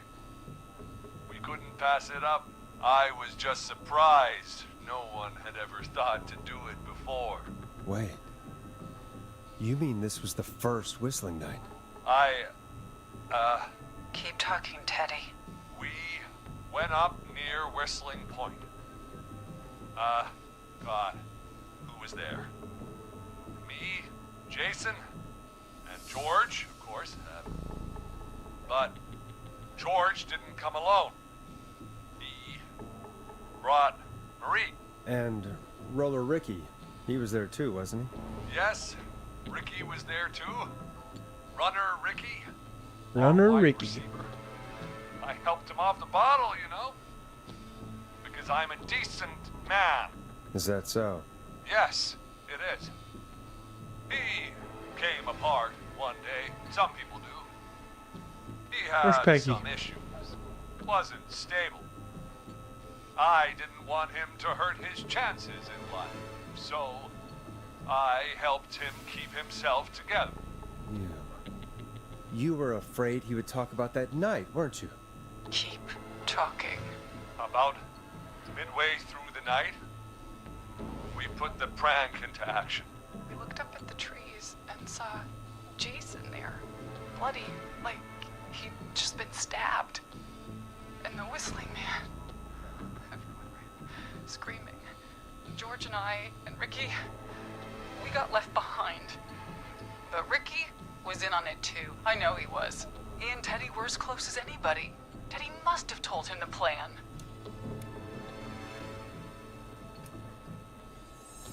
No, Marie, you're wrong. Ricky didn't know. What? Did you miss that part of the broadcast? I spoke to him earlier. He had no idea what was happening. He said he was as terrified as anybody. Isn't that right, Teddy? You didn't tell him, did you? Ricky never could keep his mouth shut. If we told him, Keep Ricky he would safe. have given everything away. But he... well... It doesn't matter. He didn't run his mouth enough to tell anybody about it afterwards. He's still guilty. It was just a stupid prank. How can you still say it was just a prank? Oh, come on. Oh, God damn He's it. bleeding. You can knew George hear. Jason had been murdered. He thought You can his hear best friend that he's was bleeding. dead. And so tonight you stabbed him for real? It's the role he wanted to play. Jason's still alive, Marie. He was with a friend. They talked her through how to stop the bleeding and got him professional help just in time. Oh. Well, shame he didn't have the good sense to die Oh. earlier. Oh, sorry.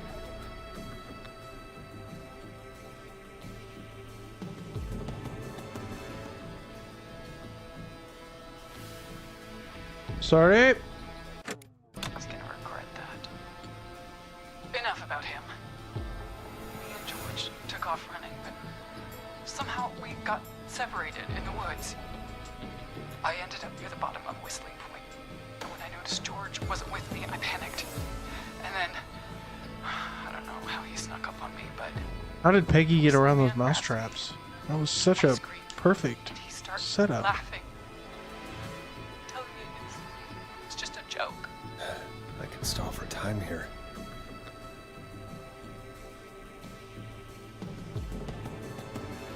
Crap.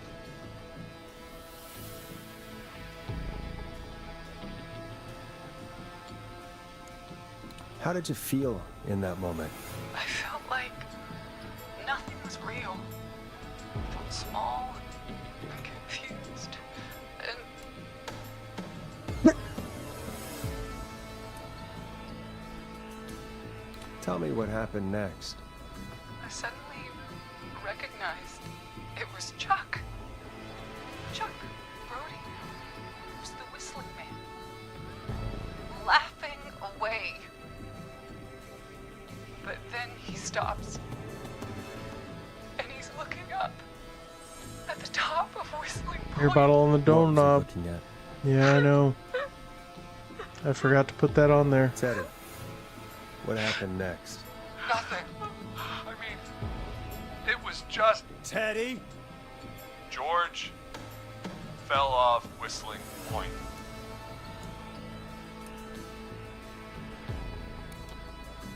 Where were you when it happened? You pushed him. You were up there. You were dressed as the Whistling Man too, and I didn't push him, god damn it! I just chased him up there and he kept backing up. When I saw he was about to go over, I reached out. That's what you saw. you liar. It's not my fault. He didn't know it was a joke. If he'd had any brains, he would have realized. Ugh. You bitch. No one's going to believe this. After all you did.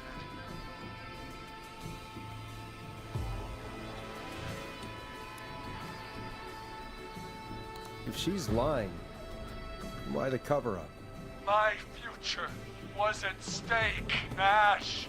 You know what it's like. People like us are bred for bigger things. I'm going to be the mayor of this town, Forrest. This is on air. And then governor. And then, who knows? What happened that night was tragic. It should never have happened. But it was a mistake. It was just a stupid joke gone wrong. So my father sent Clive out to clean it up. Why should a blip ruin my future? Blip? George was a blip? Yeah. He wasn't a blip, Marie. His father covered it up from there. I searched for George's body all night, but Sandra found him the next morning while out jazz running. she found him in the river, but she lied about that to protect Teddy. She said something about her rent going up, unless she... Teddy, did your father own Sandra Sharp's dance studio? It's Gallows Creek, not Sharp Creek. Wow. I'd answer the question if I were you, Teddy. Yes, okay. We own most of the town. That's it then. Your father was going to run her out of business, unless she lied and said she found him in the reservoir instead of the river. What my father did in his business dealings is nothing to do with me. I mean, False Marie reports. still That's blew why up you a killed gas Sheriff station. Matthews too, isn't it, Maria? Not just to get him out of the way, but Everyone was in on it, Forrest. Even the coroner wrote a fake report. Said George was drinking. That he just got himself into trouble. And I saw. I'm sorry. If Dr. Sullivan had survived, then maybe... there's no excuse for what she did, Forrest. I did my part. I tried everything I could think of. I Dang. even went to the newspaper, but no. That coward killed the story. But Maurice Russell is dead now. Yeah. Bring up. When will the killing end, Marie? And Bring up everyone I. when does it freaking messed up You on. can't kill the world. This has to stop sometime. It has to. It never should have started. He shouldn't have pushed my door to should have been punished. It's coming to a stop. At least for now. Here, where George and I first met, before he joined the football team, was right after he shot the winning throw. Wait a sec. We're at Gallows Creek High, in the gymnasium. That's right, Forrest. Not that it matters. What are you Yes, looking at? We're here. Anyway, I think that about wraps up the interview with Teddy. So, Marie? Where? Oh my god. Peggy! Teddy? You gotta help me. quiet. You'll talk more later. You only have to talk to someone who mattered more than you ever did. Peggy. It's been so long since I've seen your face. What did Peggy do? Worried you wouldn't come. Marie! Oh my god. Oh, it's her sister. That's right. And here I was, thinking you'd forgot me. I'd never forget my own sister. Yep. Forrest seems lost for No. words. Wanna explain, Peggy? Earlier, while you were speaking to Jason, I got a call. Do you remember? Well, it was from Dawn. She said that my sister Marie was there that night George died, and that I should come to the gym for a reunion. And when you walked in, you found out. That my sister is the Whistling Man. Good to see you too, Peggy. Why didn't you tell me any of this? She said that it was my last chance to see my sister. I knew if I told you, you'd try to stop me or come with me when we need you on the radio. And I just... I'm sorry. This has to be a lot for you. What happened to you, Marie? You just disappeared one day. Disappeared? I was thrown out, Peggy. I begged Mom and Dad to do something about what happened that night, but did they care? No. They told me to stay quiet. They only cared when they learned I'd been with George, and... Marie, I'm so sorry. I never knew. It's not your fault. Really, it's Mom and Dad I should be seeing right now.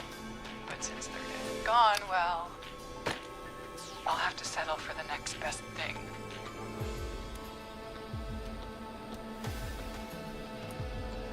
You mean Peggy, don't you, Marie? Someone has to pay for what they did. Marie, please. Mom and Dad are gone, Peggy.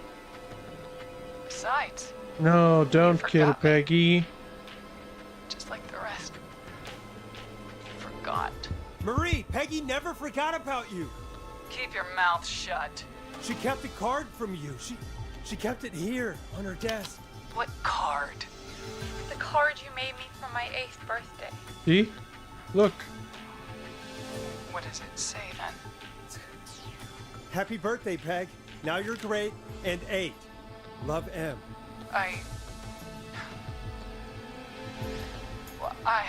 Henderson police! Freeze! No! Henry! Get out of there! Peggy! We have 2 wounded, and we're in pursuit of the suspect. Henderson police! Freeze! Forrest! Let me out of here. It's a How's mess. Peggy? She's been cut pretty bad, but we're here now. I'll be okay. God, Marie! Hey, Zara! I need you to look after Peggy. She needs help. Now, we got here just in the nick of time. Where's Marie? She bolted right as we got here. The police are right on her heels. It won't be long now. It's over, Forrest. Well, folks, it was a long night, but we made it through together. I'm gonna head off to go check on Peggy. This has been Forrest Nash. And it's been a scream. Thank you. Thank you. Oh, wow. I could have died?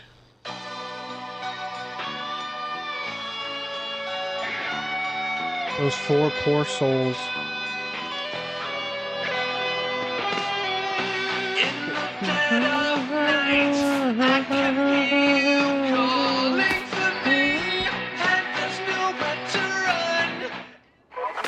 Sloth, come in. One suspect is in custody. We've trailed the other suspect into the nearby woods. Ruh-roh.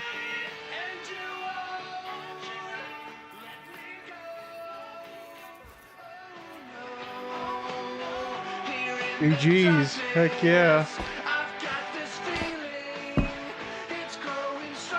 It was already a mess in here. 4 people died. Murphy, Maurice. Murphy died at the gas station. Maurice died at the newspaper. Virginia died at her house. When did Chuck die? Chuck died at the gas station. When did Murphy die?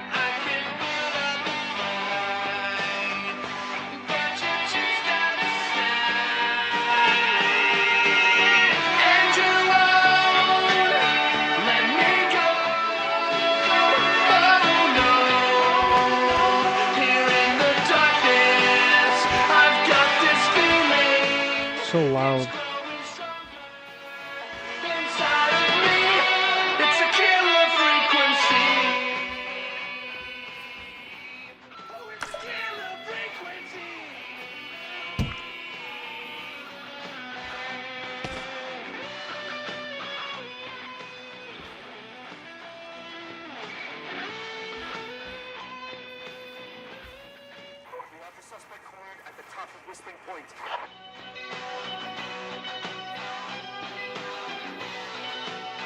That's right. That's the one that Peggy got killed. Let's count how many Peggy got killed. 1, 2. That was my fault. I was distracted. That was my fault too. I messed that puzzle up. Stop! Put your hands in the air! Get down on the ground!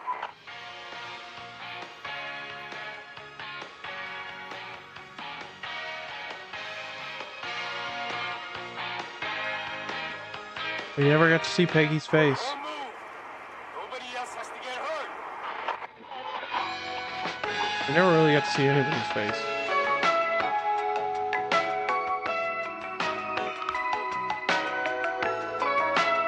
No, stop! Suspect has jumped!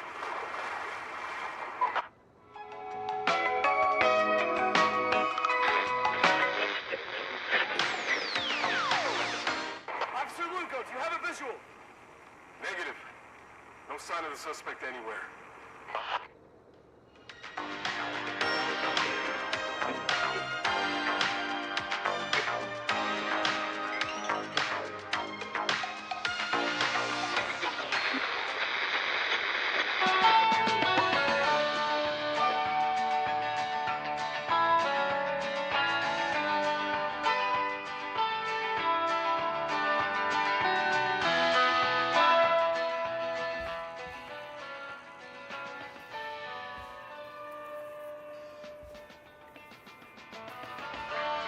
He jumped like George did.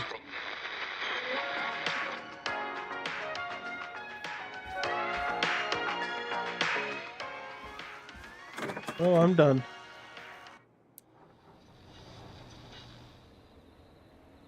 Oh.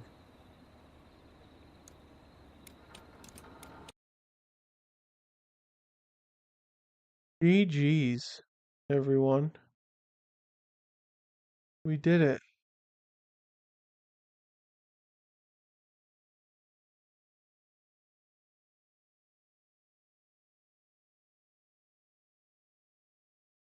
We did it. Only 4 people dead.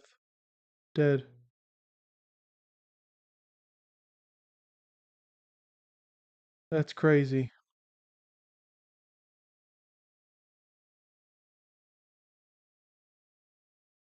end this live.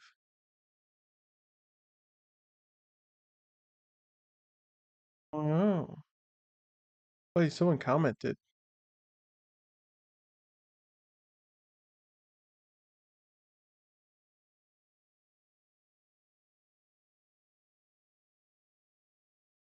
Glenn Quagmire watched my TikTok live.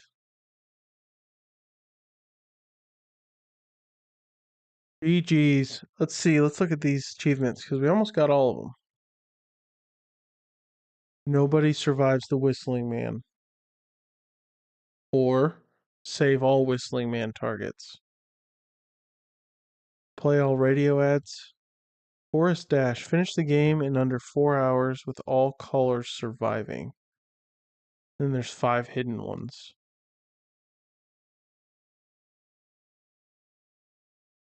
Well, 4 of those 5 hidden ones are probably the survivors. The people that died that I could have saved.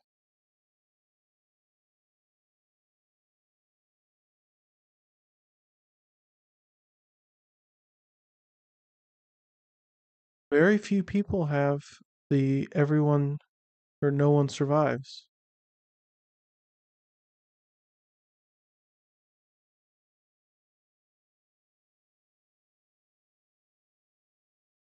Chuck Brody survived the Whistling Man. What's this one? Place the mannequin head into the fridge. Wow.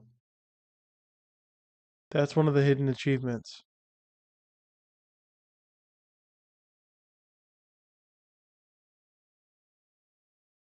Yeah, the hidden achievements. Place mannequin head in the fridge, and then the other 4 are other people surviving. But you know what? That was a good game. 49.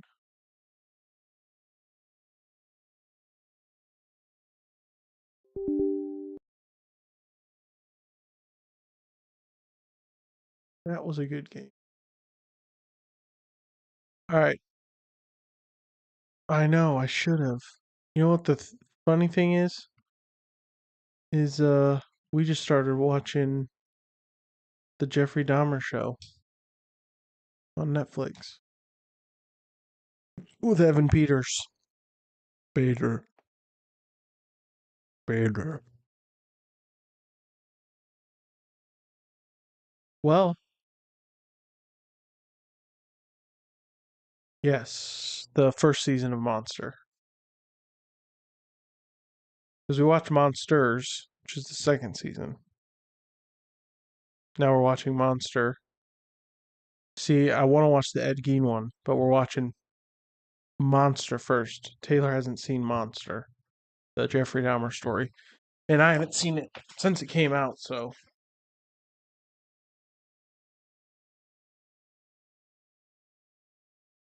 Well, you know what this means.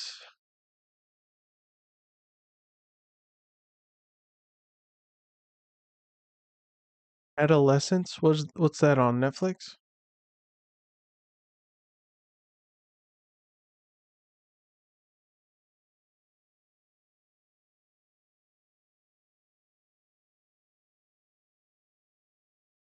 One Shot.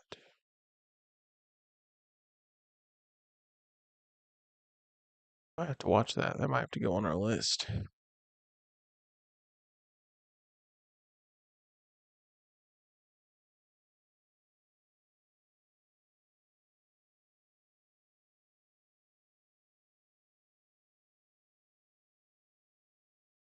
Since killer frequency is beat and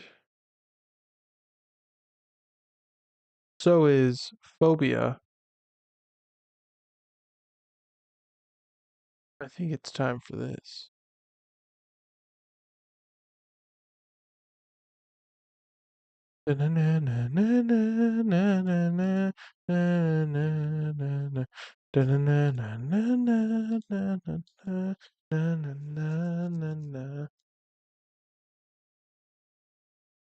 You cried at the show or at the beautiful performance that I put on and saved everyone tonight.